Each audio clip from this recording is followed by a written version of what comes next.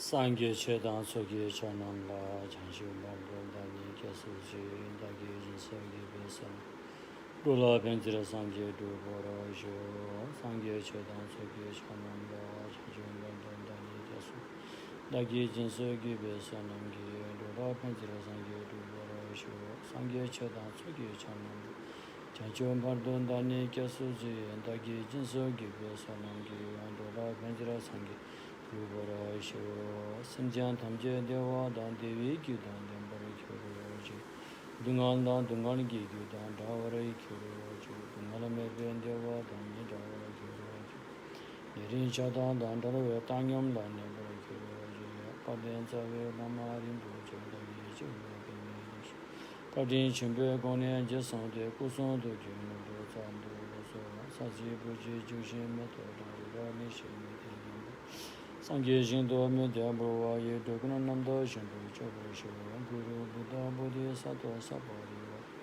Ratna Mandala Puja Mega Samandra Sparana Samayi Sanjana Bia Sambada Goyi Chada Chada Chejan Doma Tyaba Ye Cheki Korolo Korondu संपूर्ण प्राणीहरूको हितार्थ कल्याण था सम्मासम बुद्धिज्ञान प्राप्त गर्ने मनसायको साथमा सद्धर्म देश नसुनिद्र हुन विनम्र अनुरोध गर्दछु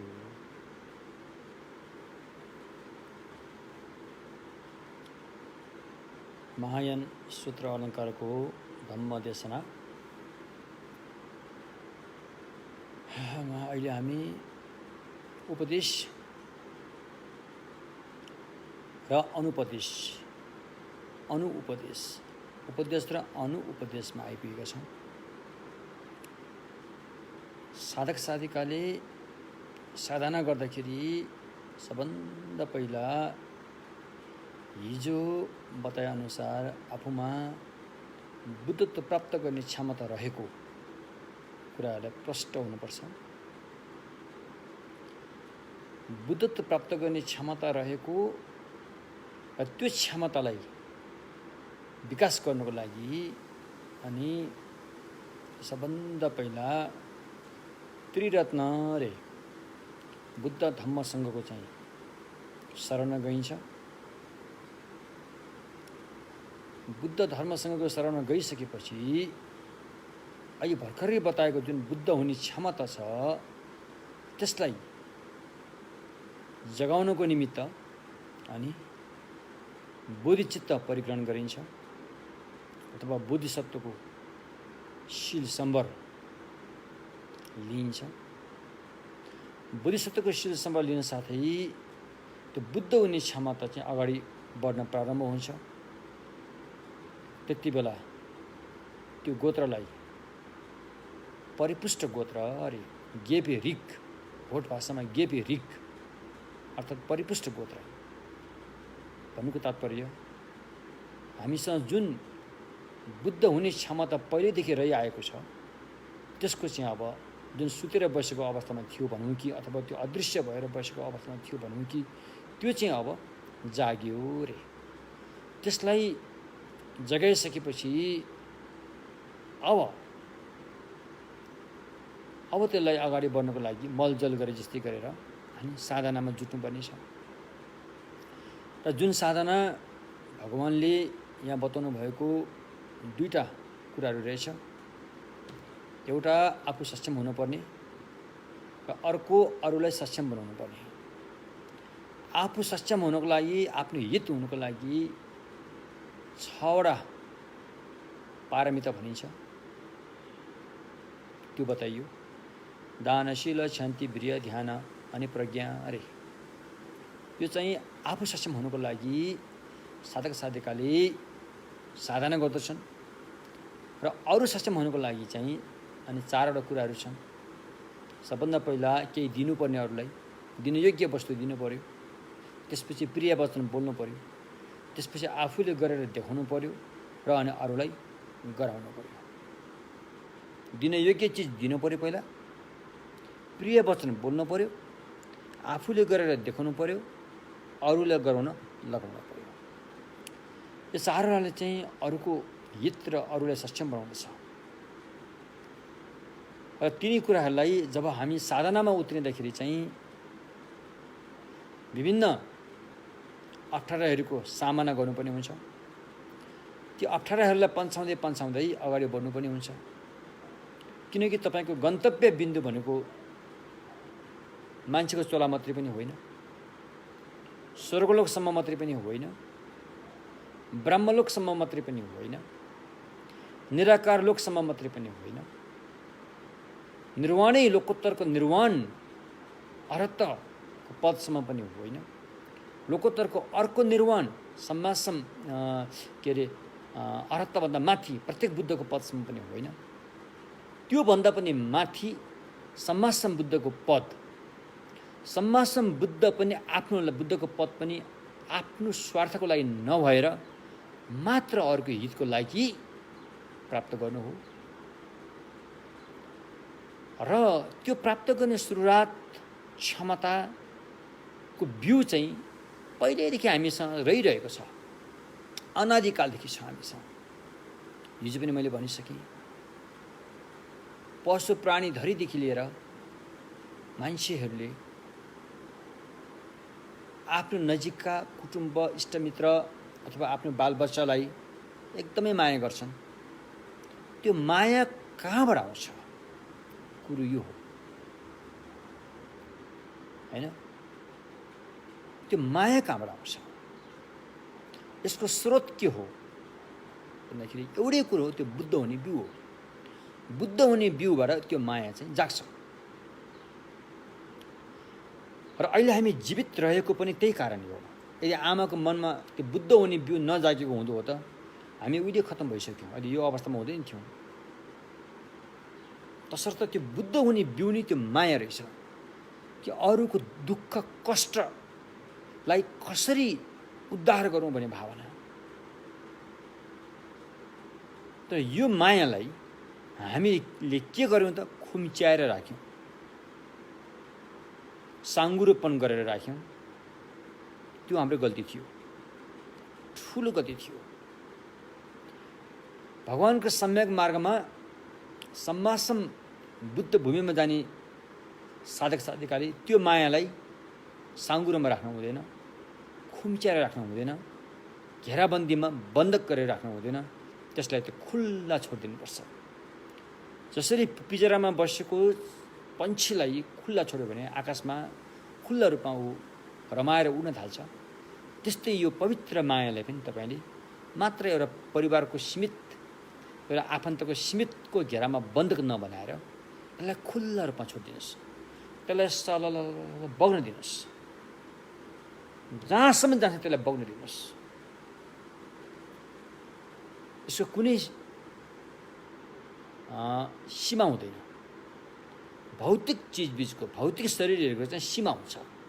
त्यहाँसम्म गएपछि त्यहाँबाट उता जान सक्दैन भन्ने हुन्छ। तर यो मानसिक तत्त्वमा चाहिँ सीमा हुँदैन। जता बल पऱ्यो त्यो उति झन्झन बढ्दै बढ्दै बढ्दै जान्छ। यति बढ्छ कि भोलि ऊ सम्मासम बुद्ध भूमिसम्म पुग्छ। त्यहाँसम्म बढेको मान्नुपर्छ। तसर्थ यो मायालाई तपाईँले खुम्च्याएर बन्धक बनाएर राख्नु मिल्दैन अरे। यसलाई खुल्ला छोड्नुपर्छ। खुल्ला छोडेपछि फाइदै फाइदा छ, बेफाइदा भने काहीँ छैन। आफ्नो पनि हित चाहिन्छ, अरूको पनि हित त्यहीँबाट आउँछ। फाइदै फाइदा छ, नोक्सान काहीँ छैन। नोक्सान त जब त्यो मायाले तपाईँले खुम्च्याएर सङ्कुचित भावना गरेर घेराबन्दीबाट चाहिँ बन्धक बनाएर राख्यो भने नोक्सान त्यहाँनिर छ। आफ्नो त ऐत भइ नै हाल्छ, अरूको पनि ऐत हुनु पुग्छ। यत्रो मानव चोला, अमूल्य मानव चोला पाएर पनि त्यो सानो घेराभित्रमा खुम्चिएर अनि टुङ्गिने खालको हुन जान्छ। त्यसरी तपाईँ त सम्मासम बुद्ध भूमिमासम्म पुग्ने मानव चोला हो नि यो त। तसर्थ त्यो हाम्रो बुद्धको बिउलाई खुल्ला गरेर चाहिँ स्वतन्त्र रूपमा चाहिँ छोडिदिनुपर्छ अरे, ताकि त्यो बढोस्, त्यो विकास हुँदै जाओस्। तिनी कुराहरूलाई लिएर त्यसलाई विकास गर्नको लागि अब यहाँ उपदेशको कुराहरू आउँछन्। जब साधक साधिकाले ध्यान वा साधनामा लाग्नुहुन्छ त्यहाँ उपदेशको जरुरी पर्छ। अब आजबाट हाम्रो त्यो उपदेश सुरु हुन्छ। अब उपदेशको अर्थ के हो भन्दाखेरि उपदेशको अब यहाँ महायान सूत्र अलङ्कारले के बताउँछ त भन्दाखेरि उपदेश हैन मेनगाक उपदेश भोट भाषामा यसले मेनगाक भनिन्छ, यताबाट उपदेश भनिन्छ। उपदेश भनेको चाहिँ हाम्रो गन्तव्य बिन्दु कहाँ हो, हामी पुग्नुपर्ने ठाउँ कहाँ हो, बुद्ध भूमि हो। हामी पुग्नुपर्ने हाम्रो गन्तव्य बिन्दु भनेको बुद्ध भूमि। त्यो बुद्ध भूमिमा पुग्नको लागि हामी त्यो मार्गमा हिँडेका छौँ। त्यो मार्गको अन्तिम पुग्ने जुन कोसे ढुङ्गा भनौँ कि अन्तिम गन्तव्य बिन्दुसम्म पुग्नको लागि अनि उपदेश र अनुपदेशको जरुरी पर्छ अरे। त्यही कुरा चाहिँ अब यहाँ भनिन्छ। सबभन्दा पहिला चाहिँ उपदेश भनेको के हो त अरे। उपदेश भनेको चाहिँ उपदेशको पहिचान भनौँ कि उपदेशको लक्षण भनौँ कि त्यो भनेको के रहेछ त भन्दाखेरि अनि मूलतः हामी जुन मार्गमा हिँडिरहेका छौँ, जुन बुद्ध भूमिमा पुर्याउने मार्ग जो हो त्यसलाई बोधिसत्व मार्ग पनि भनिन्छ। अर्को भाषामा बोधिसत्व मार्ग पनि भनिन्छ, अथवा बुझ्ने भाषामा बुद्ध हुने बाटो पनि भन्न सकिन्छ। यो जुन बुद्ध हुने बाटोमा अहिले हामी हिँडिरहेका छौँ त्यसलाई सही सलामत ढङ्गबाट बताउने वचनलाई नै यहाँ उपदेश भनिन्छ। उपदेश त्यो जुन मार्गबाट अहिले हामी हिँडिरहेका छौँ नि, त्यो मार्गमा यताउता हुन नदिकन, यताउता अलमलेर अड्किन नदिकन, फस्न नदिकन सिधै सही सलामत बुद्ध भूमिमा नै पुर्याउने खालको जति पनि वचनहरू छन् त्यसलाई उपदेश भन्न सकिन्छ। जस्तो कि एउटा सुकेको लट्ठी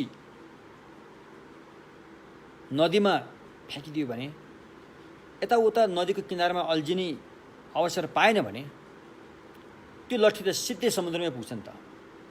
त्यस्तै यदि अल्झियो भने अल्झिन्छ, फेरि पुग्दैन फेरि। त्यस्तै यो मार्गमा लाग्दाखेरि यताउता नअल्झिएर सिधै बुद्ध भूमिमै पुग्नको लागि उपदेशको जरुरी पर्छ। त्यही उपदेश हो यो। उपदेश त्यो हो। अब यो उपदेशलाई छोटकरीमा भन्ने हो भने तीनटा छन्। तीनटा उपदेशको रूपमा यसमा समेटिएको छ। सबभन्दा पहिला साधक साधिकाले जे अभ्यास गर्दछन् उसको लागि केलाई हेरेर साधना गरिन्छ, हेर्ने आधार के हो त्यसको बारेमा राम्रो उपदेश दिनु रे। केलाई त हेर्नु पर्यो नि, नहेरिकन त मन त टिक्दैन। आँखाको मन त रूपलाई हेर्छ, फेरि कानको मनले शब्दलाई हेर्ला, जिब्रोको मनले स्वादलाई हेर्ला, नासिकाको मनले गन्धलाई हेर्ला, शरीरको मनले अनि शरीरको अब नरम खस्रो के छ त्यसलाई हेर्ला भने छैठौँ मनले चाहिँ मनका विषयलाई हेर्लान्। कुनै केहीलाई नहेरिकन त मन टिक्ने गाह्रो हुन्छ। त्यसैले यो साधनामा पनि मनले केलाई हेर्नुपर्छ, केलाई हेरेर आधार मानेर अगाडि बढ्ने हो भन्ने बारेमा चाहिँ उपदेशको जरुरी पर्छ। भन्नुको तात्पर्य जब हाम्रो मन भड्किन्छ, मन छरिन्छ, छरिएर चञ्चल भएर भड्किएको मनलाई स्थिर पार्नको लागि, त्यसलाई एकाग्रत पार्नको लागि सबभन्दा पहिला मनले केलाई हेर्ने, आरम्भन केलाई गर्ने हो त्यो जरुरी छ। पहिलो उपदेश यो। दोस्रो उपदेश, जब मन कुनै एउटा विषय, पवित्र विषय वस्तुमा स्थिर हुनुहुन्छ त्यो स्थिरतालाई हामीले प्राप्त गर्नुपर्छ। एकपल्ट मात्रै स्थिर भएर हुँदैन। त्यसलाई निरन्तरताको प्राप्त गर्नलाई अनि उपायको उपदेश लिनुपर्छ। अहिलेको चाहिँ आलम्बनको उपदेश। अब चाहिँ त्यो आलम्बनमा चित्त राखेर निरन्तरता त्यसमा भइरहनको लागि अनि उपाय के उपाय अपनायो भनेदेखि अनि चित्त त्यो आरम्भनमा टिकिरहन्छ भनेर उपायको उपदेश पनि चाहिन्छ। दोस्रो उपदेश। तेस्रो उपदेश चाहिँ यसरी साधना गर्दाखेरि साधक साधिकाले साधना गर्दाको बेला भइपरि आएको अप्ठ्याराहरूलाई कसरी पन्छाउने रे, त्यो उपदेश चाहिन्छ फेरि। जस्तो कि आफूले ध्यान प्राप्त नभइसके तापनि ध्यान प्राप्त भएको जस्तो भएर आउँछ नि, लौ मैले त ध्यान प्राप्त भइसकेछ नि भन्ने खालको यस्तो आयो भने यो सही ध्यान होइन भनेर त्यसलाई कसरी पन्छाउने भन्ने बारेमा पनि उपदेश दिनुपर्ने हुन्छ। भन्दाखेरि यो महायान सूत्र अलङ्कारमा बताएको उपदेश चाहिँ वास्तवमा के रहेछ त भन्दाखेरि चाहिँ सबभन्दा पहिला केलाई हेरेर मनलाई टिकाउने, टिकिरहेको मनलाई निरन्तरता कसरी दिने र त्यो बिचबिचमा आइरहेको अप्ठ्यारोहरूलाई समस्याहरूलाई कसरी पन्छाउने रे, यो तीनटा उपदेश नै यहाँको त्यो मूल उपदेश हो हैन भनेर हामीले बुझ्नु पर्यो। त्यसकारण अब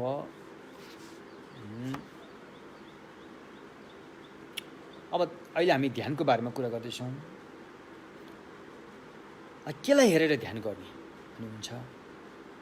एउटा हेराइ चाहिँ सबैले हेर्न मिल्छ, सबैले त्यसैलाई हेरेर ध्यान गर्न मिल्छ, त्यस्तो हेराइहरू पनि हुन्छ। कुनै हेर्ने आरम्भको विषय चाहिँ सबैले हेर्न मिल्दैन, त्यो व्यक्ति विशेषताले मात्रै हेर्न मिल्छ अरे, त्यस्तो हेराइ पनि हुन्छ। सबैले हेर्न मिल्ने भनेको चाहिँ एक किसिमले आनापानसति ध्यान, श्वास प्रश्वासको ध्यान गर्दाखेरि अनि केलाई हेरिन्छ त श्वास प्रश्वासलाई नै हेरिन्छ हैन। नासिकको पलबाट सास निस्क्यो, तातो भएर गयो, भित्र आयो, चिसो भएर आयो भनेर श्वास प्रश्वासलाई नै हेरिन्छ। यो चाहिँ सबैले गर्न मिल्छ, किनकि सबैको ध्यान नगरेका सबै व्यक्तिको चित्त त चञ्चल छ। चित्तको चञ्चलतालाई छिट्टोभन्दा छिट्टो एक ठाउँमा ल्याउनको लागि सबभन्दा सजिलो उपाय चाहिँ श्वास प्रश्वासको ध्यान हो रे। अब यो ध्यान कसरी गरिन्छ म पछि बताउँछु। त्यसकारण श्वास प्रश्वासको ध्यान नै चित्तको चञ्चलतालाई छिट्टोभन्दा छिट्टो एकाग्रत गर्ने महत्त्वपूर्ण कुरो हो। त्यसकारण यो चाहिँ सबै ध्यान गर्ने साधक साधिकाले अपनाउनु मिल्छ रे। अन्य कतिपय ध्यानहरू छन्, त्यो चाहिँ व्यक्ति विशेषता, व्यक्तिको मन, व्यक्तिको इन्द्रियको क्षमता, व्यक्तिको सोचाइ र अनि व्यक्तिको मनमा रहेको छाप, टेन्डेन्सी भन्नु कि यसलाई भङ्ग्याल भनिन्छ, मनमा रहेको छाप, यो चारवटा भिन्न भिन्न किसिमका हुन्छन्। सबैसँग एकनाश हुन्छ भन्ने केही छैन। भिन्न भिन्न किसिमका हुने भएकोले उनीहरूलाई ध्यान सिकाउँदाखेरि पनि ध्यान सिकाउने कल्याण मित्र गुरुले भिन्न भिन्न कर्मस्थान, आलम्बन गर्ने कर्मस्थान दिनुपर्छ। आलम्बन गर्ने कर्मस्थान भनेको के हो त? मन टिकाउने ठाउँ दिनुपर्छ हैन। जस्तो कि घमण्डी पनि धेरै आइरहेछ, अभिमान घमण्डी धेरै आइरहेको छ भने उसलाई धातुको बारेमा हैन, 18 धातुहरूको बारेमा अनि उसलाई चाहिँ चित्त टिकाउने स्थान दिनुपर्छ। यदि मनमा धेरै आरिस आइरहेको व्यक्ति छ भने, रिस आउने रिसालु स्वभावको व्यक्ति छन् भने उसलाई फेरि मैत्री भावनामा मन टिकाउनु पर्छ र मैत्री भावनाको ध्यान गराउनुपर्छ हैन। यदि मनमा लोभमूलक चित्त धेरै आइरहेको छ भने धेरै लोभी व्यक्तिहरू, लोभी बानी व्यवहार भएको व्यक्तिहरूको लागि फेरि अहिलेको शिकार हुँदैन। उसको लागि अशुभ भावनालाई ठाउँ बताएर त्यो ध्यानमा चाहिँ उसलाई लगाउनु पर्ने हुन्छ। आदि यस्तो थुप्रै छन्, यस्ता ध्यानका आरम्भनीहरू थुप्रै हुन्छन्। यस्तो किसिमले राम्ररी उपदेश दिनुपर्छ कल्याण मित्रले। कसलाई? साधक साधिकाको व्यक्ति विशेषतालाई हेरेर हैन। यो चाहिँ अब आरम्भनको लागि दिनुपर्ने उपदेश यो भयो। अब त्यो आरम्भनमा चाहिँ चित्तलाई त्यहाँ टिकाउँदाखेरि मन त बस्न त्यहाँ मान्दैन त, मन त भाग्न खोजिजान्छ होइन। जसरी चोरलाई पक्रेर झ्यालखानमा राखेपछि चोर त त्यहाँ बस्न चाहँदैन, ऊ त भाग्न चाहन्छ र उसले फेरि चोर्न चाहन्छ। त्यस्तै यो मन पनि यो एकदमै चोर्ने मन हो, यो एकदम चञ्चले मन हो, यो बस्न चाहँदैन, यो भाग्न चाहन्छ। तर अहिले भर्खर तपाईँले त्यो ध्यानको स्थानमा ल्याएर मनलाई त्यहाँ राख्नु भएको छ। अब त्यो राखेको मनलाई त्यो अवस्थालाई निरन्तरता दिनु भनेको चाहिँ अहिले भर्खर भन्यो नि, निरन्तरता दिनलाई उपाय खोज्नु पर्यो रे। त्यो उपाय चाहिँ अनि के हो त भन्दाखेरि मध्यम मार्ग, मध्यम मार्ग अरे होइन। मिथ्या दृष्टिलाई त्यागेर सम्यक दृष्टिलाई अपनाएर मध्यम मार्गमा रहनु रे। मध्यम मार्गमा रहनु नै यसको ठुलो उपाय हो। मध्यम मार्ग अरे भगवानको शासनमा दुईवटा अन्तलाई त्याग्नुपर्ने हुन्छ, दुईवटा अतिलाई त्याग्नुपर्ने हुन्छ। जीवन सुखमय बनाउनको लागि अहिले यहीँ पनि यो संसारमै रहँदा पनि जीवन सुखमय बनाउनको लागि दुईवटा अन्तलाई त्याग्नु रे। दुईवटा अन्तलाई त्यागेर अनि मध्यम अवस्थामा आएपछि तपाईँको जीवन सुखमय हुन्छ अरे। मनमा चिन्ता हुँदैन अरे। त्यसरी यो मध्यम मार्गको बारेमा अब तलतरमै आउँछ कुराहरू। अनि मध्यम मार्गमालाई अपनाउनु नै यसको चाहिँ उपाय हो कि ध्यानलाई टिकाउने हो, चित्तलाई टिकाउने उपाय हो रे। त्यसपछि अब त्यति बेला अब ध्यान गर्दाखेरि बिचमा विभिन्न अप्ठ्याराहरू आउलान्, त्यसको सामना गर्नु पर्दाखेरि अनि त्यति बेला अब ध्यान नजागे पनि ध्यान आयो आयो आयो आयो आयो जस्तो हुनसक्छ। अनि ऊ त्यहाँ भ्रममा परेर साँच्चैकै ध्यान आयो भनेर पनि भन्टाउन सक्छ। त्यस्तो खालको परिस्थितिमा अनि कल्याण मित्रले उसले उपदेश दिनुपर्छ, यो सही ध्यान होइन, अहिले तिमीले यस्तो भइरहेको छ, तिमी यसमा अड्किनु हुँदैन भनेर चाहिँ अनि यो उपदेश दिनुपर्छ। तब ऊ अगाडि बढ्न सक्छ। एवं प्रकारले यो उपदेश भयो, बुझ्नु भएन। उपदेश चाहिँ के को लागि? आरम्भनको लागि, मिक्पेक्षित उपदेश। उपदेश दोस्रो के को लागि भन्दाखेरि चित्तलाई ध्यान गर्ने विषयमा टिकाइरहनको लागि। उपदेश तेस्रो के को लागि? यसरी ध्यान गरिरहँदा मनमा आएका विकारहरू, व्याकुलताहरू, भ्रमहरूलाई चिर्नको लागि। यसरी उपदेश चाहिँ हामी लिनुपर्ने रहेछ। यो थियो उपदेश। अब दोस्रो चाहिँ अनुपदेश रे। उपदेश दिइसकेपछि फेरि अर्को खुराक चाहिन्छ फेरि। त्यसलाई भनिन्छ जेस्तु तेम्पे धम्गा होइन। अनुपदेश, अनुपदेशले चाहिँ के गर्छ त अरे? अनुपदेशले चाहिँ के गर्छ भन्दाखेरि सबभन्दा पहिला होइन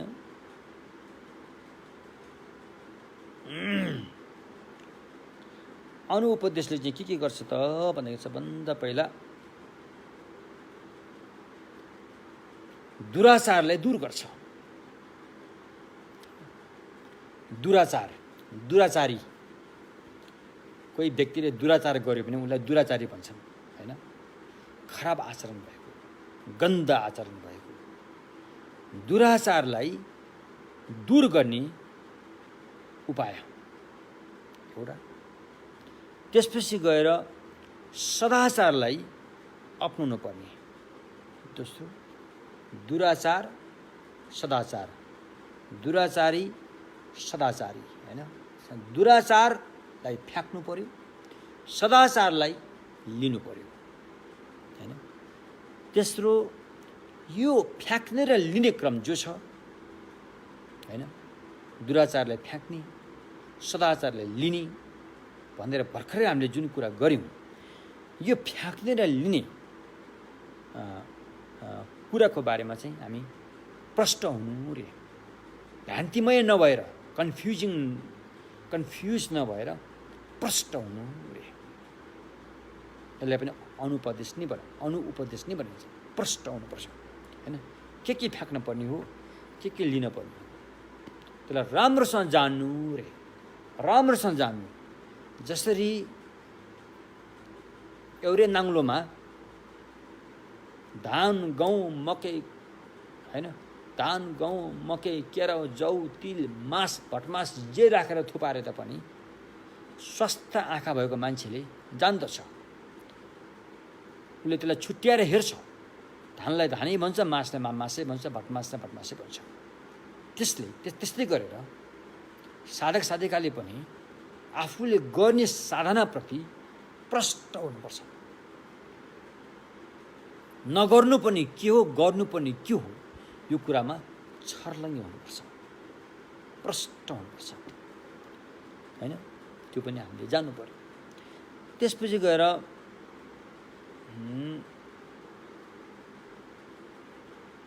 हामीले गरेको साधना चाहिँ विपरीतमा लानु भएन। हामीले गरेको जुन साधना छ त्यो चाहिँ सही दिशातिर लम्केको हुनुपर्छ, न कि उल्टो दिशामा। त्यो पनि हामीले थाहा राख्नु पर्यो, होइन? त्यसपछि गएर यदि उल्टोपट्टि, होइन, भुलचुकमा नजानेर, होइन, थाहा नपाएर वा आफूले पालन गर्नुपर्ने साधनाप्रति सम्मान नगर्नाले वा बेहोसियारीको कारणले वा राग रिस मोह अधिक उत्पन्न भएर त्यसको बसमा परेको कारणले नै अनि हाम्रो साधना चाहिँ हामीबाट छुट्न सक्छ। यदि त्यस्तो भइपरिआएको छ भने आफैलाई आत्मग्लानि गरेर अनि अगाडि बढ्नुपर्ने। यिनी उपदेशहरू हुन्। यो उपदेश चाहिँ मोटामोटी हो है त, होइन? यहाँ भन्नु, अब यो सारा कुरा यहाँ भन्नु खोजेको के त भन्दाखेरि, होइन, अब यी कुराहरू हामी गुफा बस्ने, ध्यान बस्नेहरूलाई सबैले यो पहिल्यै सिक्नुपर्छ। किनकि गुफा ध्यान शिविर बस्दाखेरि जब हामी ध्यानमा बसिसकेपछि त अब त्यहाँ नयाँ सिक्ने कुरा आउँदैन। पहिला जे सिकेका छौँ त्यसलाई प्रयोग गर्ने हो। त्यस कारण यी कुराहरू पहिले हामीले जानकारी पाउनुपर्छ। त्यसकारण यो उपदेश धेरै महत्त्वपूर्ण छ। अब हामी मूल महायान सूत्र अलङ्कारकै मूल विषय, मूल रुट भनौँ नि, यसको जुन ग्रन्थलाई नै हामी अगाडि बढाएर सिक्नेछौँ। यसको लागि सबभन्दा पहिला उपदेश र अनुपदेश। उपदेश भनेको अर्थ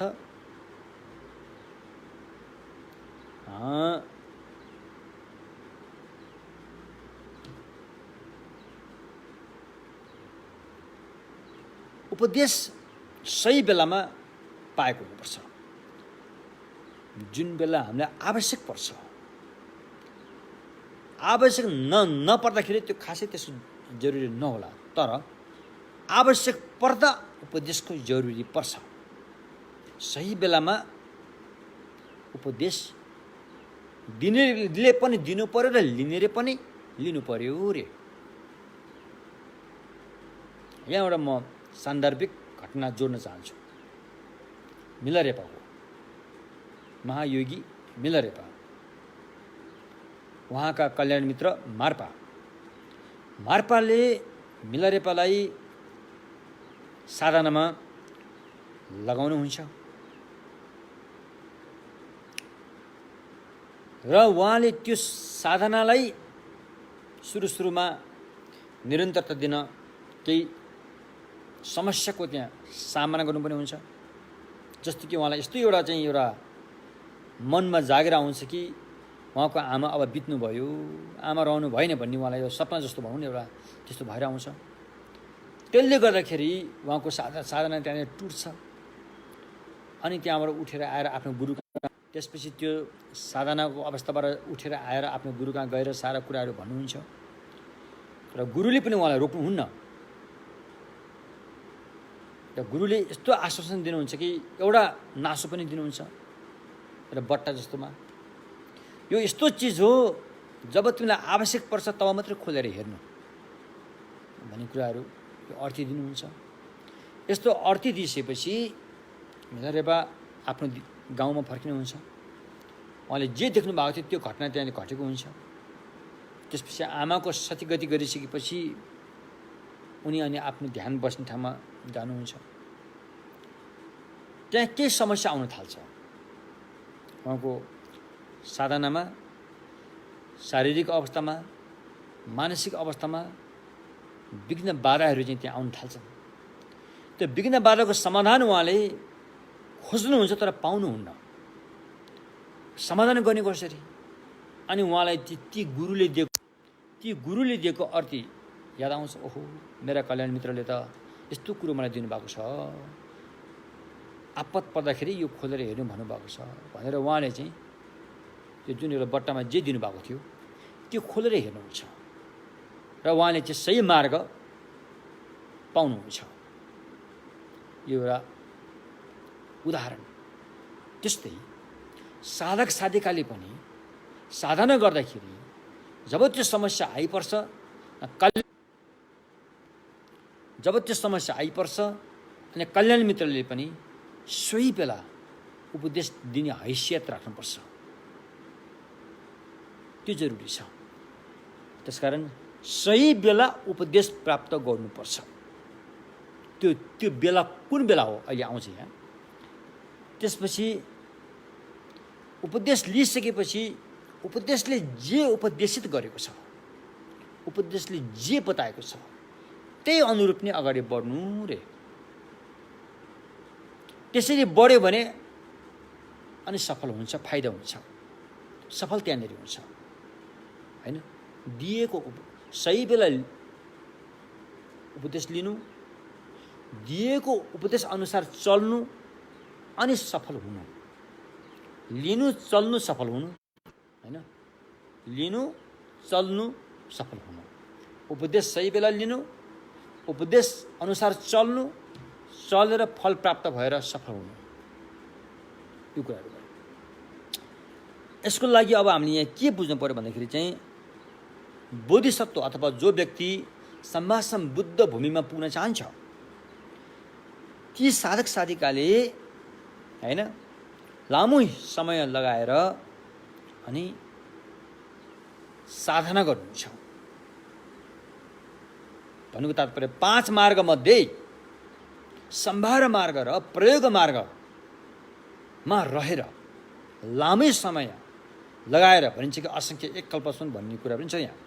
लगाएर उसले साधना गर्छ, डटेर गर्छ, खुसीका साथ गर्छ, उत्साहपूर्वक भएर गर्छ। यसरी गरेको साधनाले अनि त्यो व्यक्ति अनि के अरे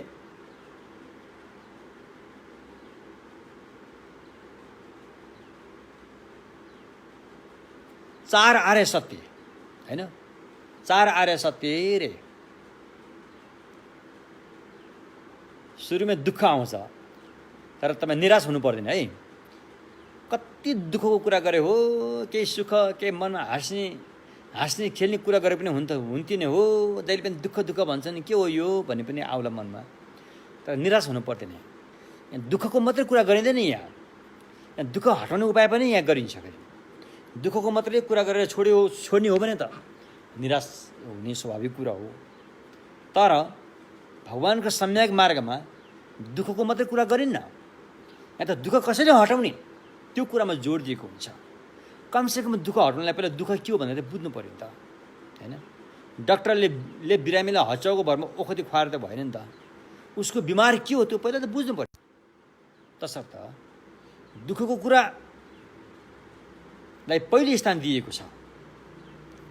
जसरी डाक्टरले, राम्रो वैद्य डाक्टरले बिरामीको उपचार गर्छ त्यही शैली हो यो। बुद्धको पनि त्यही शैली हो। भगवानले अरू प्राणीको हित गर्ने शैली चाहिँ यस्तै हो। त्यसकारण बुद्ध धर्ममा दुःखलाई धेरै महत्त्वको साथ हेरिन्छ। त्यसैले हाम्रो जन्म हुँदाखेरि, विवाह हुँदाखेरि अथवा अन्य कुराहरूमा बुद्धिस्टले त्यसले धेरै जोड गरेको देखिँदैन, तर मृत्यु क्षणलाई चाहिँ धेरै जोड गरेको देखिन्छ।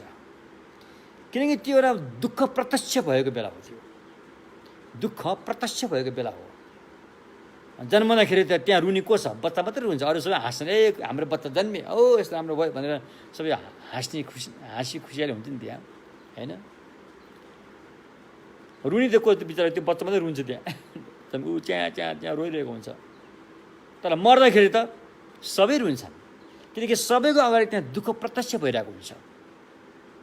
त्यसैले भगवानको सम्यक मार्गमा अरू चाडपर्व, अरू खुसियाली भन्दा पनि मृत्यु क्षणलाई बढी महत्त्व दिएर हेरेको हुन्छ। अझै यो महायान वज्रयानमा त झनै महत्त्व दिएर हेरेको हुन्छ मृत्यु क्षणलाई, होइन?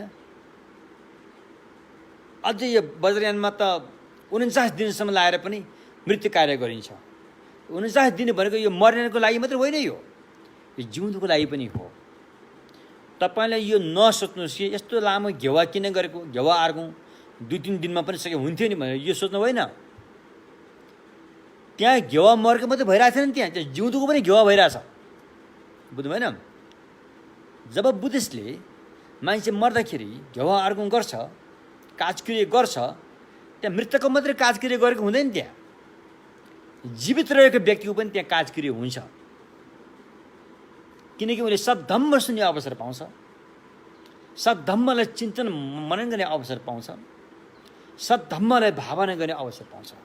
यो हो जिउँदो काजक्रिया, राम्रो काजक्रिया हो, यो हुनुपर्ने काजक्रिया त्यो हो। यसरी जीवित रहेका सारा परिवार, घरका परिवार र काजक्रिया गरिदिने पुरोहित सबै मिलेर जब हामीले काजक्रिया गरेर कुशल पुण्य कमाउँछौँ, त्यो कुशल पुण्यलाई चाहिँ अनि मृतकको नाममा अनि परिणामना गर्ने हो नि त।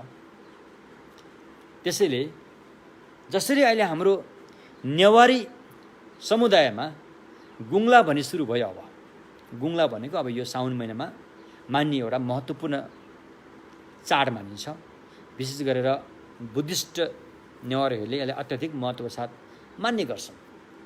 त्यसकारण मेरा धम्ममित्र, बुद्धिस्ट धम्ममित्र नेवारी साथीहरूलाई म के भन्न चाहन्छु भन्दाखेरि गुङ्ला मान्ने भनेको स्वयम्भूमा आएर धिमे मादल बजाएर मात्रै मान्ने होइन,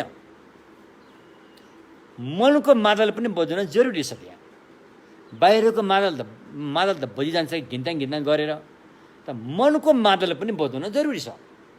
किनकि भगवान् बुद्धको अधिकांश चाडपर्वमा बाहिरको मादल भन्दा पनि मनको मादल, भित्रीको मादल बजाउनको लागि चाहिँ जोड दिनुहुन्छ।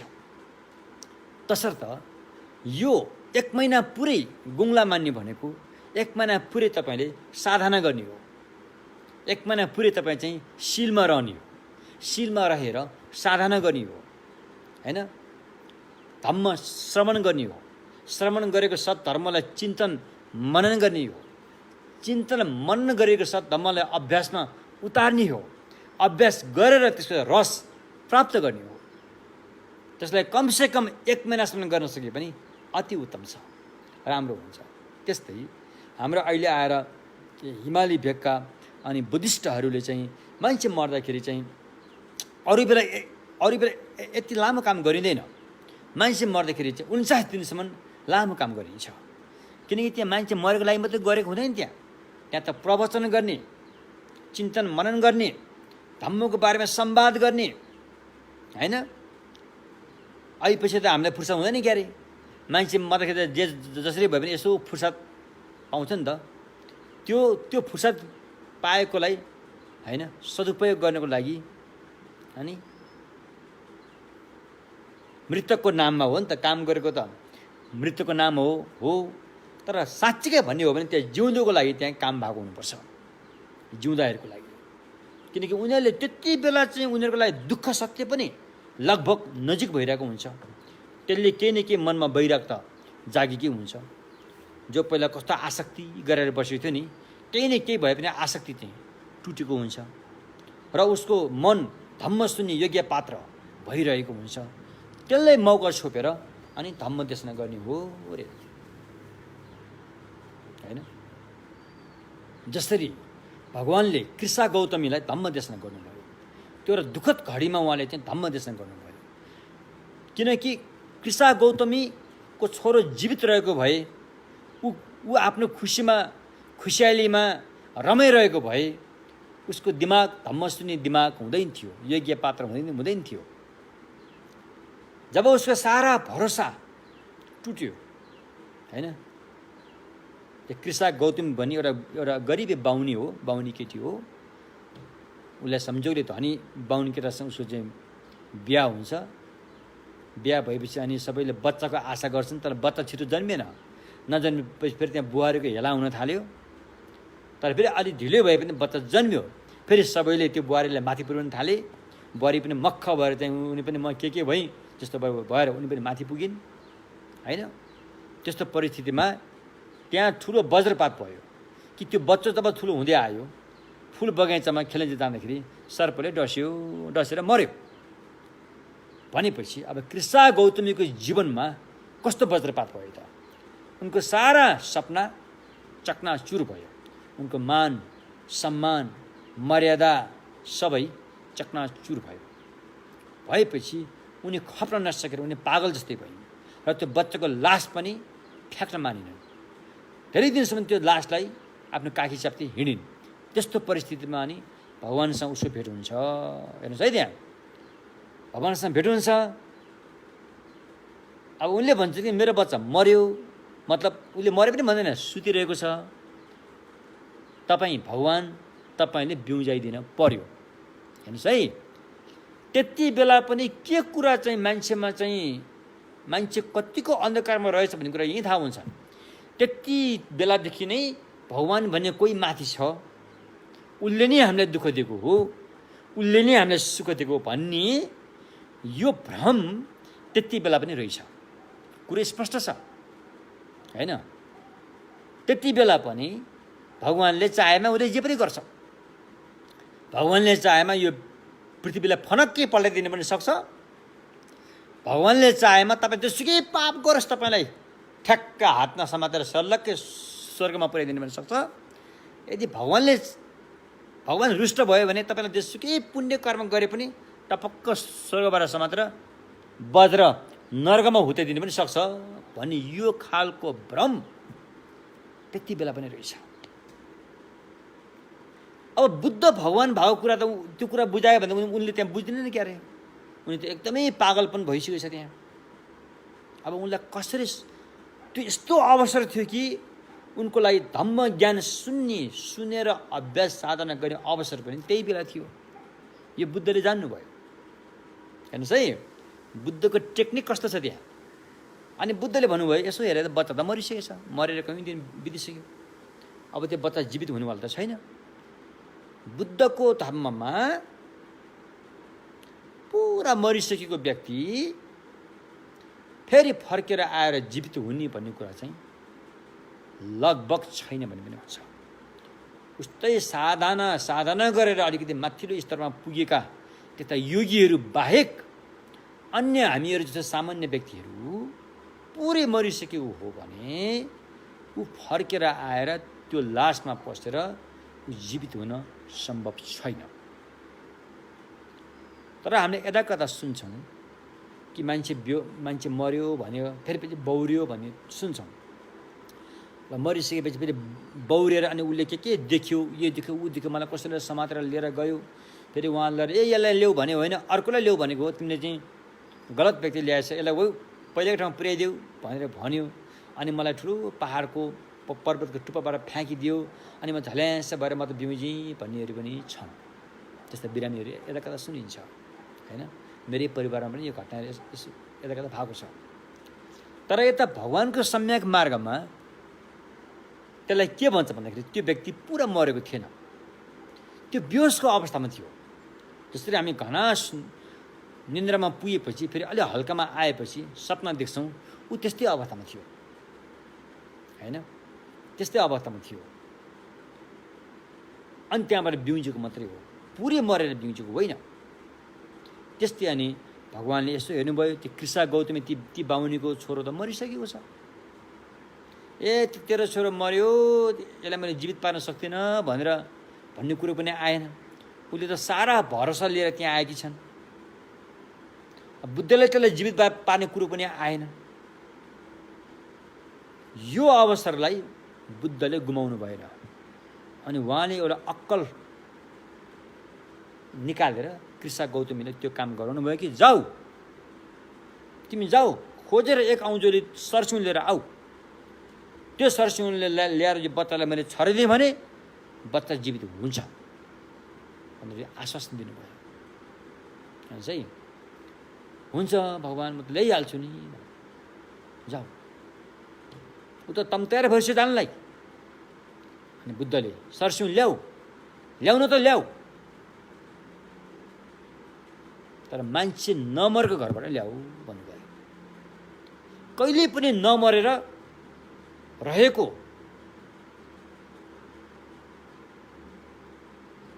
परिवारबाट ल्याऊ भनेर भनेपछि त त्यो त हुन्छ भनेर गयो। त उसले त पहिला त्यसलाई खासै केही महत्त्व दिएर हल्का रूपमा लियो। उसले त एउटा सरसिउन पाउनु थियो, बच्चा जीवित हुन्छ भनेको आमाको मन न हो।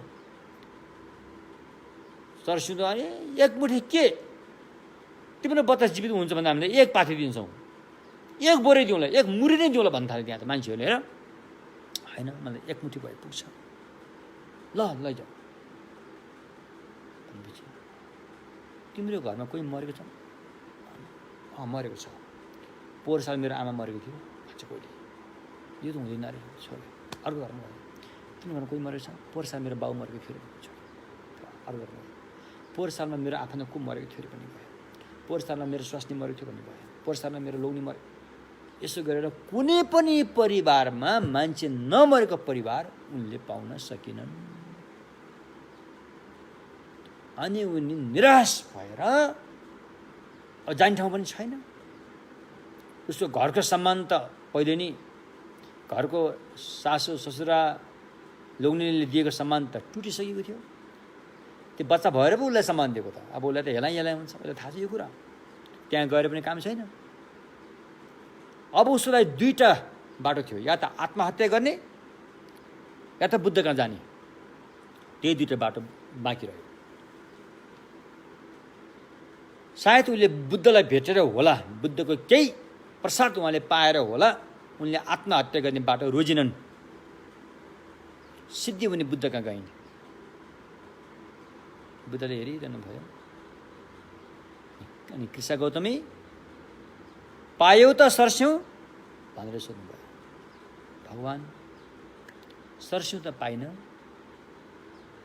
तर एउटा कुरा मैले पाएँ भने। के पायो त? म आफैलाई पाएँ भने उसले, म आफैले पाएँ। पछि उनी त अर्थ भइन् है। त्यस कारणले भगवानको सम्यक मार्गमा दुःखद घटनाहरूलाई बढी महत्त्वको साथ लिइन्छ। सुखद घटना, मनोरञ्जन गर्ने, मोज मस्ती गर्ने यस्ता कुरालाई त्यति महत्त्व दिँदैन, किनकि त्यो त क्षणिक हो नि त। त्यो त क्षणभरमै त्यो टुङ्गिन्छ नि, त्यहाँबाट हामीले पाउने केही पनि छैन।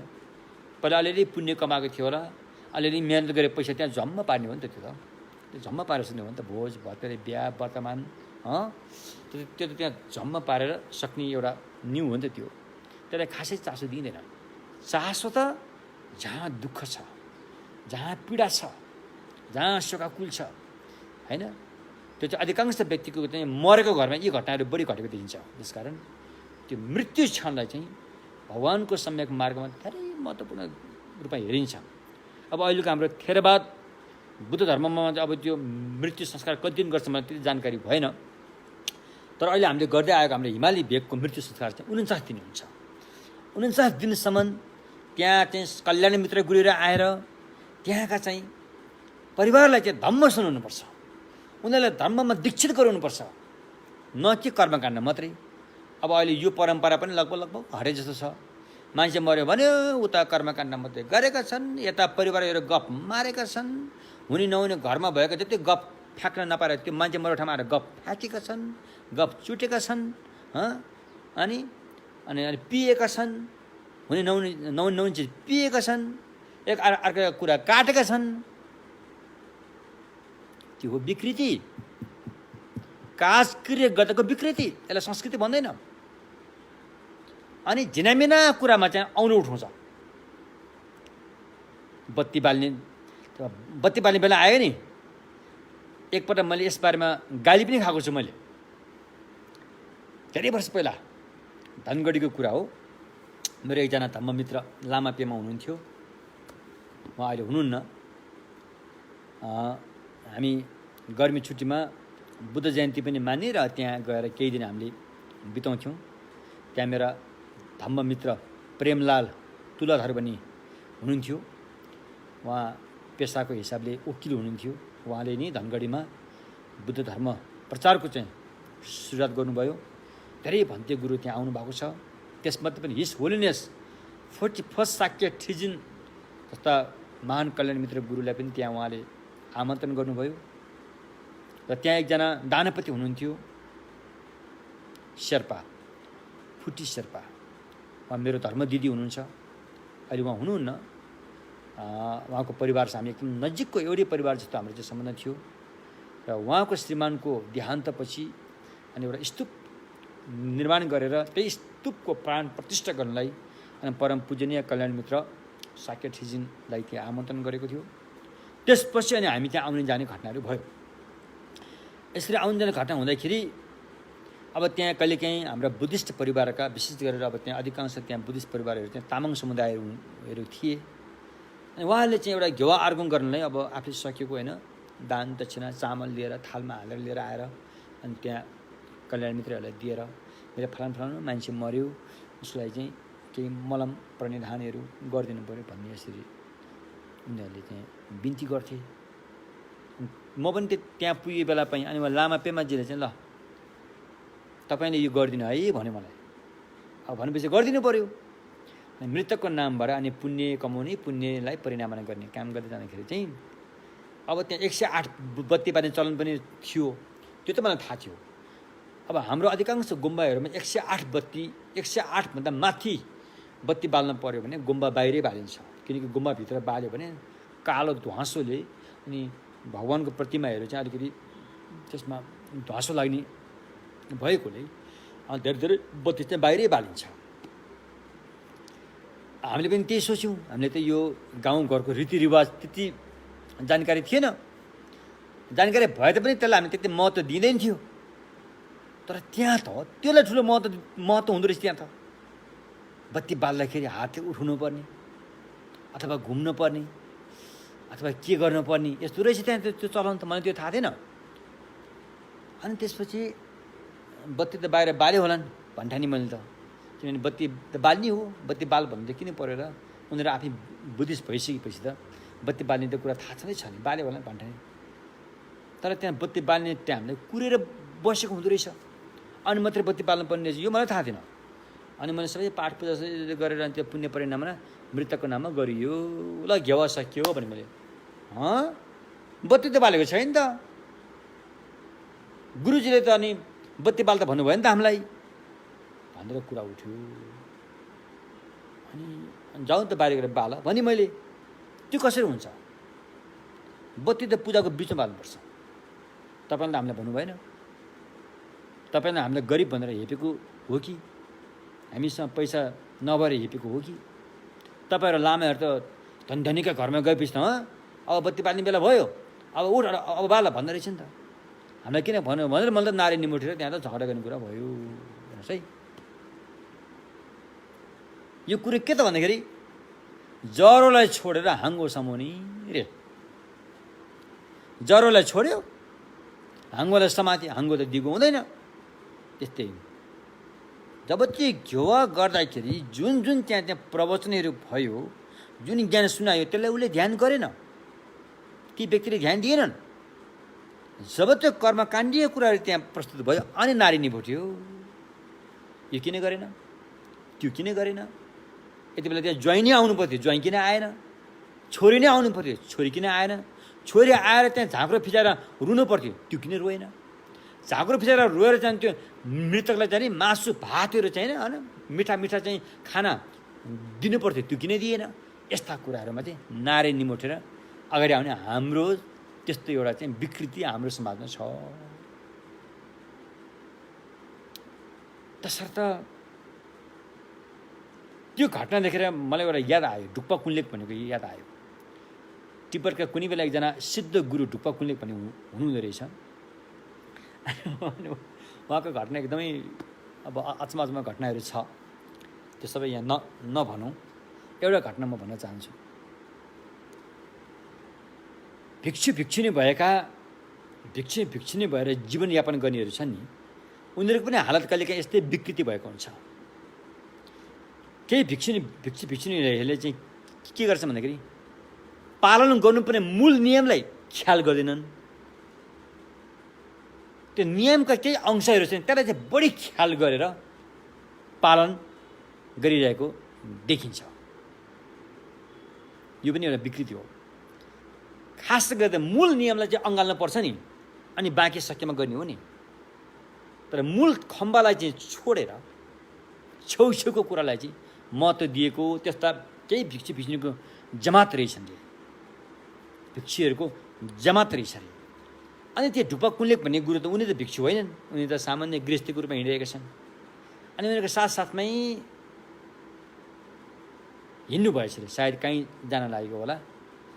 अनि बाटोमा एउटा ठुलो खोला आयो अरे, पुल पनि थिएन, डुङ्गा पनि थिएन। अब त्यो खोला त तर्नु पऱ्यो,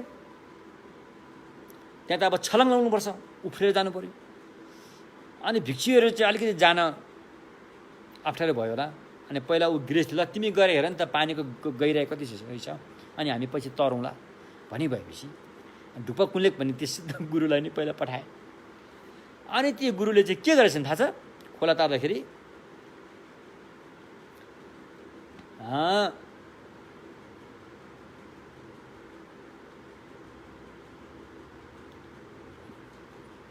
पाइला टिकेर जान मिल्ने पानी अथवा पानीको गहिराई कुनै ठाउँमा त्यति थिएन।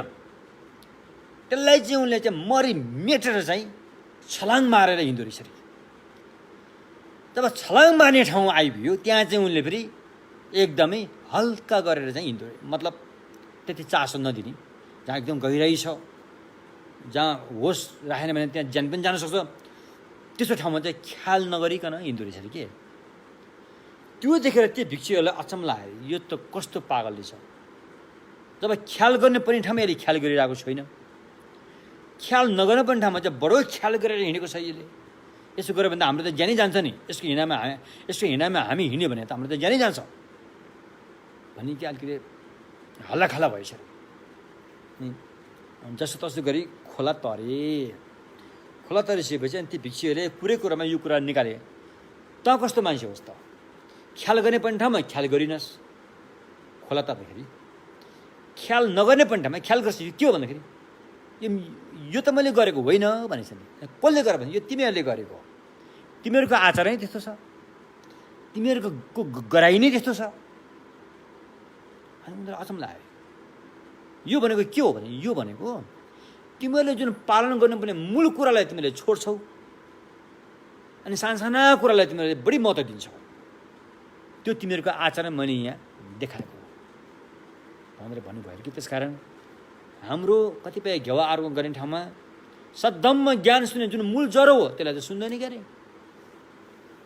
अनि अरू कुरालाई चाहिँ त्यो कर्मकाण्डीय कुरालाई चाहिँ बढी चासो दिएर, बढी महत्त्व दिएर त्यसमा जोड गरिन्छ। यस्ता थुप्रै छन्। यो त हामीले गुम्बाभित्र पनि यस्तो घटाइहरू छ। गुम्बाभित्र गुम्बाको मूल ठाउँमा चाहिँ भगवानको मूर्ति राखेको हुन्छ होइन। मूल मेन त्यहाँको मेन श्राइन भनौँ न, दर्शन गर्नलाई बुद्धलाई चाहिँ त्यहाँ मेन भगवानहरू मध्ये पनि उहाँलाई चाहिँ मेन भनेर राखेको छ। अनि अन्य धर्मपालहरूलाई यताउता राखेको छ। धर्मपाल भनेको चाहिँ भगवान बुद्धको शासनको रक्षक भनौँ न, उनीहरू चाहिँ यताउता पारेर राखेको हुन्छ। जब दर्शनार्थीहरू त्यहाँ दर्शन गर्न आउँछन्, त्यो बुद्धले त्यति चासो दिँदैन। हल्दै चासो दियो भने एउटा खाता फ्याँकिदिन्छन्, त्यति हो। चासो चाहिँ कहाँ दिन्छन्? त्यो धर्मपालहरूलाई बडो चासो दिन्छन्। धर्मपालहरूले चाहिँ त्यहाँ दर्शन गर्न गयो भने पनि मुख पनि यसले पछिबाट छोपेर ओहो के किन हो जस्तो खुब चासो दिन्छ त्यसमा। तर जुन चासो दिनु पर्ने भगवान बुद्ध छ त्यहाँ चासो त्यति दिएको देखिँदैन। त्यो गलत। टोटली गलत थियो। यसलाई सुधार्नुपर्छ, यसमा हामी सुध्रिनुपर्छ। बुझ्नुभयो नि कि?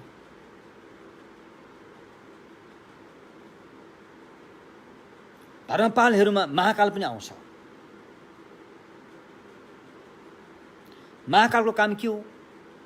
महाकालको काम बुद्ध धम्म बुद्ध शासनको रक्षा गर्ने हो।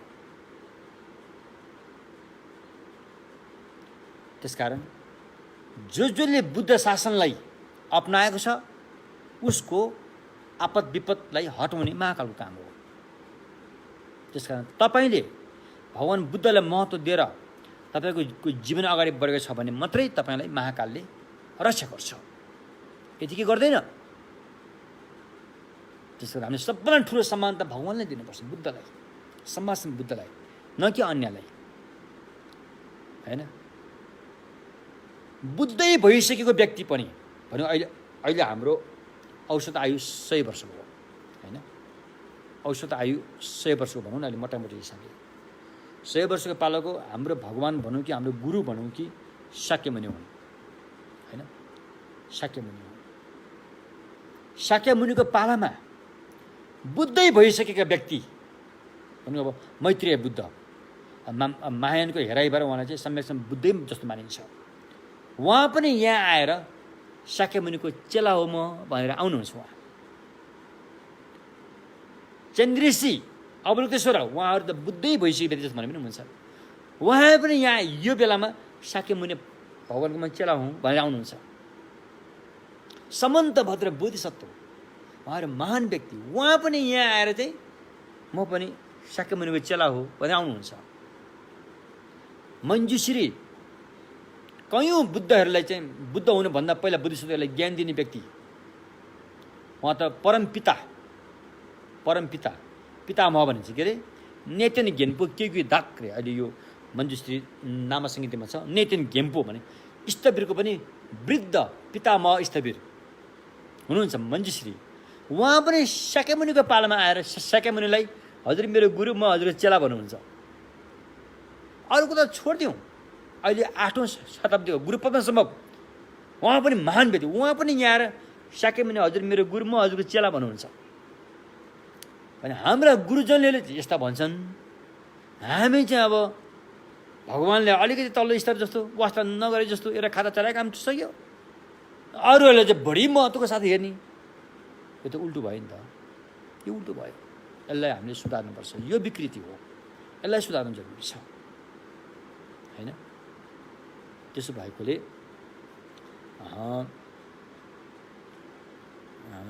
अब यो कुरा कहाँबाट आयो भन्दाखेरि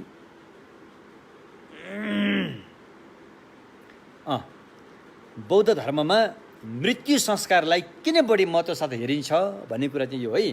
किनकि भगवान बुद्धको धम्म देशनामा पहिलो धर्ममा नै दुःख सत्य, यो दुःख सत्य भनेर जान्नु रे। सद्धर्मको सुरुवात त्यहीँबाट हुन्छ। यो सुख हो, यो मोज मस्ती हो, यो राम्रो छ भनेर भन्न थाल्यो भने त संसारबाट उम्किने बाटो त बन्द हुन्छ, हैन? जेलखानभित्र बसेका कैदीलाई, हैन, उसले चाहेको कुराहरू त्यहीँ लगेर राख्थ्यो, पुर्याइदियो भने अनि त्यो व्यक्ति जेलखानबाट बाहिर आउन चाहन्छ त? चाहँदैन। बाहिर आएर पनि ऊ फेरि त्यो चाहिँ के अरे अपराध गरेर फेरि ऊ त्यहीँ जान चाहन्छ नि। त्यहाँभित्र त उसलाई त मोज मस्ती पाइरहेछ त। तसर्थ यो संसार पनि एउटा जेलखान हो। जेलखानलाई जेलखानकै रूपमा लिएर सच्चाइ बताउन जरुरी छ। सुरुमा अलिक गाह्रो होला, यो कुरा पचाउन गाह्रो होला, तर त्यसलाई ढाकछोप गरेर कहिलेसम्म ढाक्ने? भित्र आगो छ, बाहिर खरानीले ढाकेर ल त्यहाँ आगो छैन भनेर हामी हिँड्न थाल्यौँ भने त घाटा त हामीलाई हुन्छ नि। त्यसकारण सच्चाइ नै हो। बुद्धले फ्रेङ्कली भन्नुभयो, यो दुःख सत्य हो। काम धातु पनि दुःख सत्य हो, रूप धातु पनि दुःख सत्य हो, निराकार अरूप धातु पनि दुःख सत्य हो, दुःख वेदना पनि दुःख सत्य हो, सुख वेदना पनि अहिले आएको सुख वेदना पनि यो पनि दुःख सत्य हो, उपेक्षा वेदना पनि दुःख सत्य हो भनेर प्रष्टका साथ बताइदिनु भयो। यस्तो अहिलेसम्म इतिहासमा कसैले पनि बताएको थिएन हाम्रो इतिहासमा है। तसर्थ मृत्यु क्षण मर्नेको लागि पनि एकदम महत्त्वपूर्ण अवसर हो त्यो, जीवित रहने व्यक्तिको लागि पनि अत्यन्तै महत्त्वपूर्ण अवसर हो त्यो। केको लागि? धम्म सिक्नको लागि, धम्म साधना गर्नको लागि महत्त्वपूर्ण अवसर हो। त्यसकारण बुद्ध धर्ममा बच्चा जन्मेर ह्याप्पी बर्थडे मान्ने खासै केही ठुलो त्यति ठुलो रूपमा लिइँदैन। बच्चाको नाम राख्ने पनि खासै केही ठुलो रूपमा लिइँदैन। हुन त केही रिचुअलहरू छन् त्यहाँ, केही थोरै कर्मकाण्डहरू अपनाइन्छ त्यहाँ, तर त्यसले त्यति महत्त्व दिँदैन। विवाहलाई पनि त्यति महत्त्व दिँदैन होइन। अन्य धर्मावलम्बीमा विशेष गरेर अब यता हिन्दू धर्ममा विवाहको कति महत्त्व छ। रातभरि बेहुला बेहुली नखाएर नपिएर यज्ञमा बसाएर होम गराएर रात कटाउँछन्। बुद्ध धर्ममा त्यस्तो महत्त्व त्यहाँ दिँदैन, विवाहलाई त्यति महत्त्व दिँदैन। विवाह गर्नलाई त्यति महत्त्वै त्यो विधि नै छैन, खासै विधि छैन। अहिले हाम्रो हिमालय भेगको पुस्तकहरूमा भगवान बुद्धको वचनमा विवाह गर्ने भनेको दोमङ धारणी सङ्ग्रहभित्र एउटा चाहिँ टासीचेकमा मङ्गलसूत्र भनिन्छ, त्यो पाठ गर्ने हो, अरू छैन। त्यो मङ्गलसूत्र पाठ गरेपछि अनि पुग्यो रे होइन। पछि आएर खाता साता आउ गरी यो ठाउँ अनुसारको एउटा रीतिरिवाज चलेको मात्रै हो। वास्तवमै विवाहको लागि भगवान बुद्धले बताएको सूत्र के हो भन्दाखेरि मङ्गलसूत्र भनिन्छ, जुन दोमङभित्र छ हो। बच्चा जन्मिँदाखेरि पनि त्यही पढ्नु भनेको छ, बच्चाको नामकरण गर्दाखेरि पनि त्यही पढ्नु भनेको छ, घर बनाउँदा घरको जग्गा हाल्दाखेरि पनि त्यही पढ्नु भनेको छ, विवाह गर्दाखेरि पनि त्यही पढ्नु भनेको छ। अहिले नाङ्सी नामदाक भन्ने जुन अहिले यो मिफाम भन्ने सायद उहाँकै त्यो होला रचना होला जस्तो मलाई लाग्छ, मैले कहाँ देखात लाग्छ। अधिकांशले त्यो पढ्छन्। विशेष गरी हाम्रो निमा प्राचीन निमा परम्परामा यो बढी पढ्ने चलन छ, नाङ्सिन नामदार आङसिन लेडुपे पनि। त वास्तवमा यो पनि त्यो मङ्गलसूत्रबाटै समेटेर ल्याएर त्यो अलग्गै बनाएको हो। त्यो वास्तवमा हुनुपर्ने त्यो मङ्गलसूत्र हो, जुन भगवान बुद्धको वचन, त्यो पनि ठुलो कुरो हो। तर भगवान बुद्धको वचनै पाठ गर्न सक्यो भने झनै उत्तम। मलम हामीले मलम पढ्छौँ नि होइन, मोचरा संज्ञा नवथाय त भनी होइन, नवथाय कि सिङ्घम न भनी, अनि अझै पनि लामो सुखाउँदै मलम धेने निम अनुपी क्षरण धामिचित भने पढ्छौँ नि। यो मलम त पछि गुरुहरूले रचना गरेको हो। यो पढ्नु पनि ठुलो कुरा हो। विजय सिङ्गिए तोम्पा भने यो पढ्नु पनि ठुलो कुरा हो। तर अर्को रहेछ, यो भन्दा पनि ठुलो, त्यो साङ्चो मलम। यो पढ्नु त झनै ठुलो कुरा हो। यो झन् भगवान बुद्धको वचन हो, भगवानको मुखार बिन्दबाट बताएको वचन हो। साङ्चो भद्रचरी मलममा त 10 करोड मलमहरू त्यहाँ समेटिएको छ अरे। एकपल्ट भद्रचरी पाठ गऱ्यो भने 10 करोड मलम पाठ गरे सर हुनेछ अरे। त्यसकारण बुद्ध धर्ममा विवाह वर्तमान मनोरञ्जनलाई त्यति जोड नदिएको कारण चाहिँ त्यो केही क्षणिक हो, क्षणिक कुराहरू हुन्। एकछिन हाउ गर्छन्, फेरि त्यो सकियो भन्छ। मृत्यु क्षणलाई चाहिँ बढी जोड तोडका साथ हेरिन्छ, किनकि त्यहाँ धम्म गर्न योग्य पात्र भइरहेको हुन्छ। हाम्रो मनमा पनि वैराग जागेको हुन्छ, दुःख सत्यलाई नजिकबाट देखेको हुन्छ। देखेको मात्रै होइन, अझ आफन्त नजिक बितेका छन् भने अलिकति मनमा घचघचाएको पनि हुन्छ। त्यो परिस्थितिलाई सदुपयोग गर्नलाई 49 दिन चाहिँ धम्म साधना गरिन्छ, न कि कर्मकाण्ड। कर्मकाण्ड पनि त्यो अलिअलि हुन्छ। त मूलत त्यो परिवारलाई मजासँग धम्म सिकाउनुपर्छ, मजासँग साधना गराउनुपर्छ, साधना गराएर अनुभूति पनि दिलाउन सक्नुपर्छ। त्यसो नगरेर मात्र एउटा चाहिँ मृतकको एउटा चाहिँ प्ला जस्तो राख्यो, झाङपर राख्यो, त्यो विधि अपनायो, त्यो बाल्यो, राख पार्यो, त्यति मात्रै गऱ्यो भने घरमा बस्ने व्यक्तिहरूको मन कस्तो छ? त्यो मन सच्चिएन भने त्यो घेवा आर्गुने काम कतिको दिन्छ म भन्न सक्दिनँ। त्यहाँ के भनेको छ? भारतको प्राणी त्यहाँ आउँछ अरे, भारतको प्राणी त्यहाँ आउँछ, त्यहाँ उपस्थित हुन्छ र आफन्तको मनलाई हेर्छ अरे। आफन्तको मनमा के सोच्छ उसले जान्दछ अरे भने चाहिँ त्यहाँ फेरि उसँग भलै ध्यान गरेर प्राप्त गरेको अभिज्ञ मनुष्य नभए तापनि प्रकृति कर्मबाट प्राप्त गरेको अभिज्ञा त्यति बेला उसमा हुन्छ अरे र उसले आफन्तको मनमा हेर्छ अरे तोकेर हेर्छ अरे हेर्दाखेरि त्यो आफन्तको मनमा धार्मिक चेतना जागेको छैन सद्धम्मको चाहिँ होइन र त्यो पवित्र भावना आइरहेको छैन भने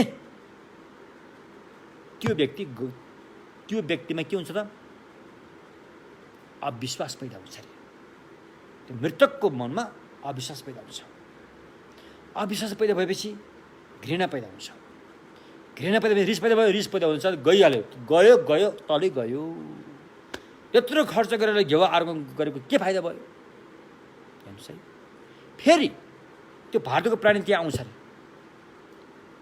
त्यो उसको लागि जुन त्यहाँ कर्मकाण्ड गर्ने गुरुहरूको मनलाई हेर्छ अरे हेर्दाखेरि त्यो कर्मकाण्ड गर्ने गुरुहरूको मनमा यदि सद्भाव छैन यदि पवित्र भावना जागेको छैन लोभ लालच रिस जस्तो आइरहेछ भने त्यो उसले जान्दछ अरे भारतको प्राणीले त्यो जान्दछ अरे जानेपछि उसमा के हुन्छ लौ खत्तम भगवानको मार्गमा यस्तो रहेछ लौ खत्तम भएछ भनेर अविश्वास पैदा हुन्छ त्यहाँबाट घृणा पैदा हुन्छ अनि रिस पैदा हुन्छ अनि बन्द गरेको नर्कको ढोका पनि खोलिन्छ अनि गयो तलै गयो नर्कमै गयो भनेपछि यसरी घेवा अर्पण गरेको फाइदा के भयो त अब त्यसकारण सबभन्दा पहिला मृतकलाई भन्दा पनि घरको परिवारलाई सक्षम बनाउनुपर्छ घेवा अर्पण गर्दाखेरि घरको परिवारलाई जिन्दा जिउँदो परिवार अभिभावकहरूलाई सक्षम बनाउनुपर्छ धम्म देशमा सुनाएर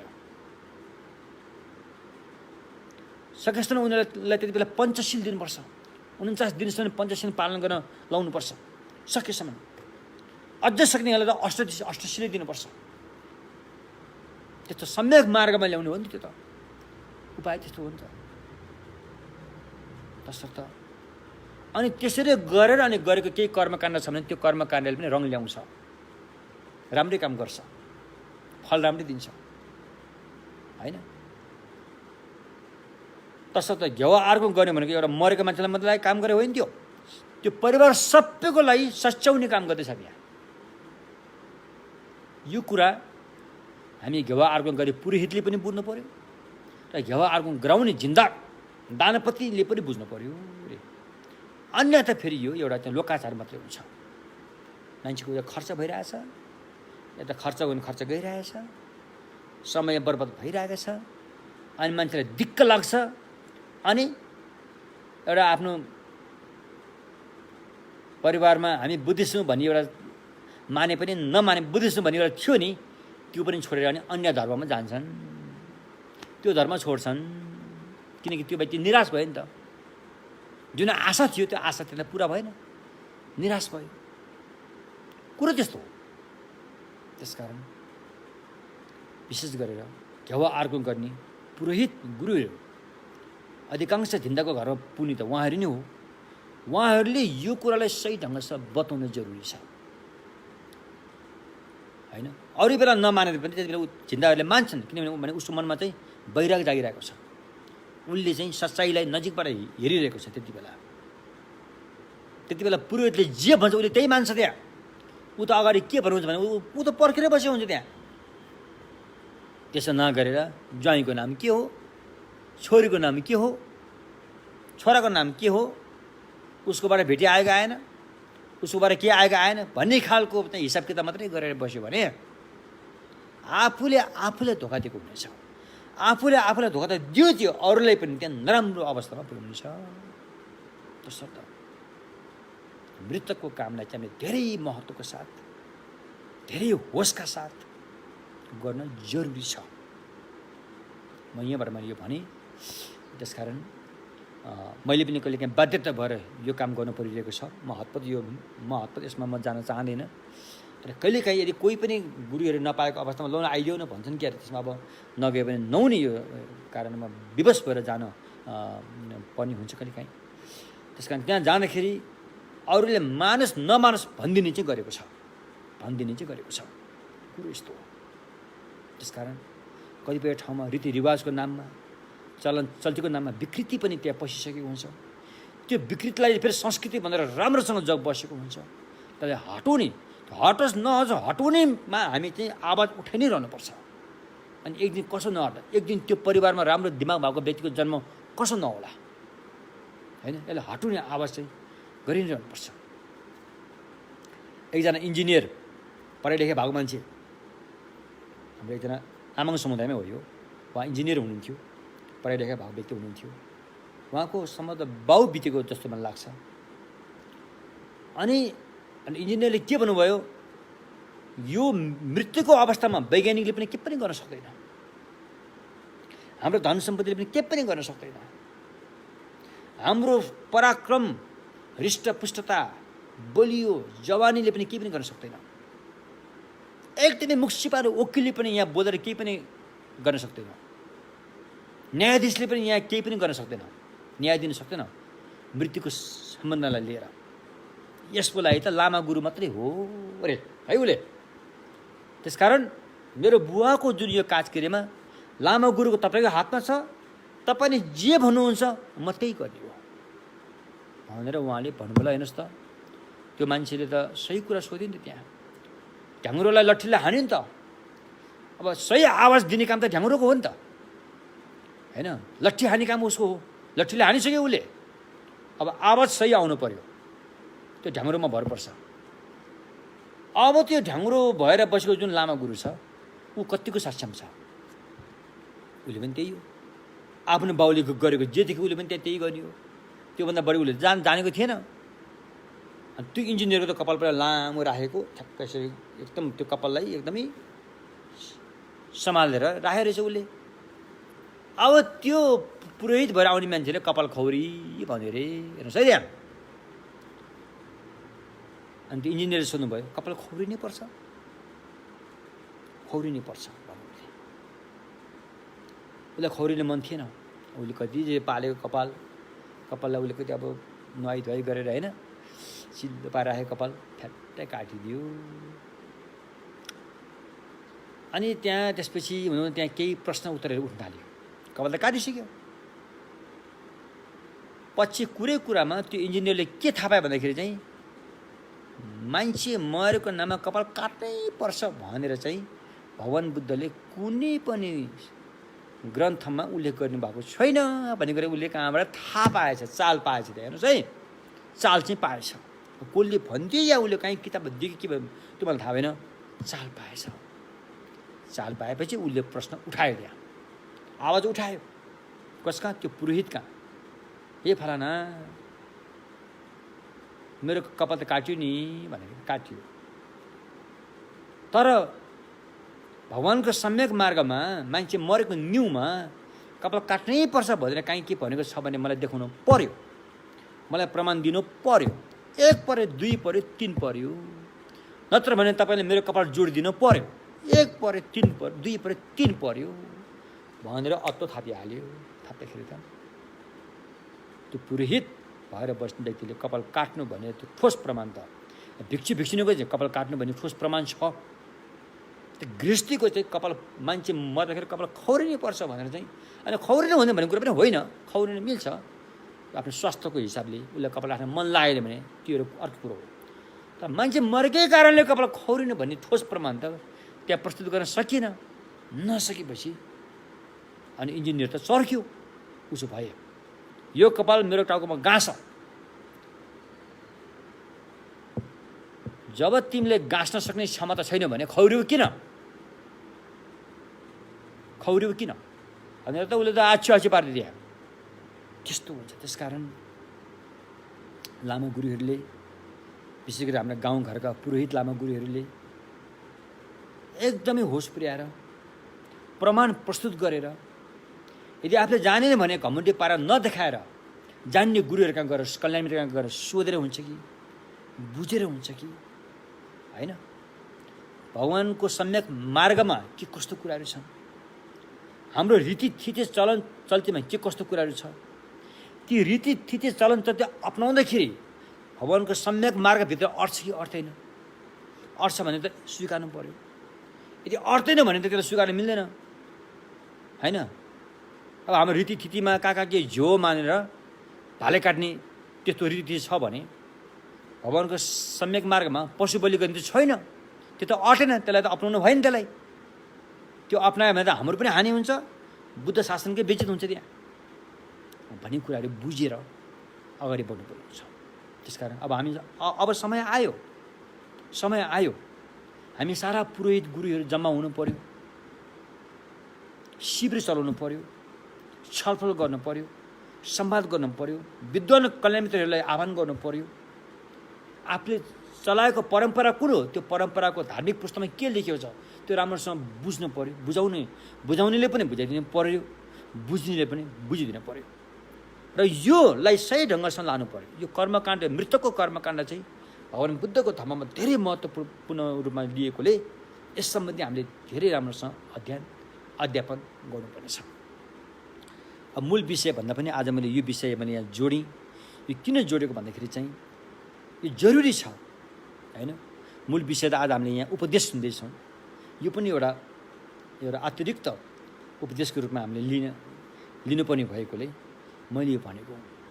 त्यसकारण मृत्यु क्षण हाम्रो लागि ठुलो महत्त्वपूर्ण कुरा हो, मृतकको लागि पनि महत्त्वपूर्ण कुरा हो र अभिभावकको लागि पनि महत्त्वपूर्ण कुरा हो। यो धम्म सिक्ने राम्रो अवसर पनि हो। यसको लागि भारतमा बताए 49 दिनको घटनाहरू यहाँ उल्लेख गरिएको छ। 49 दिनमा चाहिँ हामीले धम्म सिक्नुपर्छ, धम्म सुनाउनुपर्छ होइन। र त्यो परिवारलाई सक्षम बनाउनुपर्छ, त्यो परिवारलाई दीक्षित बनाउनुपर्छ, भगवान् बुद्धको सम्यक मार्गमा दीक्षित बनाउनुपर्छ होइन। साना बच्चादेखि लिएर ठुलासम्मलाई दीक्षित बनाउनु सक्नुपर्छ। त्यसको लागि पो यो घेवा अर्पण गरेको छ। मात्र एउटा कर्मकाण्ड पुरा गर्नलाई, एउटा देखावटी गर्नलाई गर्यो, त्यो भयो, त्यो अन्धविश्वास हो। त्यसले काम केही पनि छैन, त्यसले खासै केही उपलब्धि पनि हुँदैन। मैले अहिले पनि भनिहालेँ नि होइन। उपलब्धि हुनुको साथै त्यहाँ बरु दुर्घटना हुने बढी सम्भावना हुन्छ। जीवित रहेको व्यक्तिको मनमा नानारी कुरा खेलाएर चाहिँ मृतकको त्यहाँ दुर्घटना हुनसक्छ त्यहाँ होइन। यो कुरा स्पष्टै छ। त्यस कारण कुशको घाँस यो लोकमा त्यसलाई राम्रो मान्छन्, राम्रो मानेर अब कतिपय परम्परामा त्यसलाई पूजा गरेर पनि प्रयोग गर्छन्। कुशको घाँस राम्रो माने तापनि त्यसलाई गलत ढङ्गले समात्यो भने आफ्नो हात काट्छ। त्यस्तै भगवान्को सद्धर्म पनि त्यसलाई गलत ढङ्गले प्रयोग गर्यो भने आफ्नो हात काट्छ होइन। सही ढङ्गले सदुपयोग गर्यो भने यसबाट फाइदा छ, सबैले फाइदा छ। आदि कल्याण, मध्यम कल्याण, पर्यावसन र कल्याण रे भगवान्को धर्म। थोमा र घेवा, भारदु घेवा, थामा र घेवा, सुरुमा पनि कल्याणै छ। सही ढङ्गसँग सदुपयोग गर्न सक्यो भने सुरुमा पनि कल्याणै छ, कल्याणकारी छ। बिचमा आएर पनि कल्याणकारी छ, अन्तिममा टुङ्गिने बेलामा पनि कल्याणकारी नै छ अरे। भगवान्को धर्म यस्तो हो। हामीले धम्ममा शरण गच्छामि भनेको धर्ममा चाहिँ तिनै अवधिमा कल्याणकारी छ। तर यसलाई कल्याणकारी छ भन्दैमा यसलाई दुरुपयोग ढङ्गले यसलाई प्रयोग गर्न थाल्यो भने कि यो हानिकारक छ, फेरि यसले फेरि समस्या पैदा गर्छ। यो पनि हामीले बिर्सनु हुँदैन होइन। त्यसकारण यो सिंहको दुध त दुधै हो भन्दैमा, गाईको दुध माटोको भाँडोमा अट्छ भन्दैमा सिंहको दुध माटोको भाँडोमा हाल्यो भने माटोको भाँडो चर्किन्छ, त्यहाँ अट्दैन।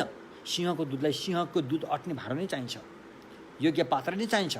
त्यसकारण सद्धम्म यो घेवा अर्पण गर्दाखेरि पनि त्यो परिवार चाहिँ योग्य पात्र बनाउनुपर्छ, पहिला सक्षम बनाउनुपर्छ। अनि त्यो घरमा घेवा अर्पण गरेपछि त्यो घरमा मङ्गल हुन्छ, राम्रो हुन्छ र मृतकलाई पनि कल्याण हुन्छ अरे। हस्, यति भन्दै आजको प्रवचन म यही नै विश्राम दिन चाहन्छु। यसमा यो कर्मकाण्ड सम्बन्धमा तपाईँहरूको केही खुलदुली, केही जिज्ञासा, केही मनमा लागेको प्रश्नहरू छ भने मेरो फेसबुकको त्यो मेसेन्जरमा मेसेज लेखेर तपाईँले छोड्नु सक्नुहुन्छ।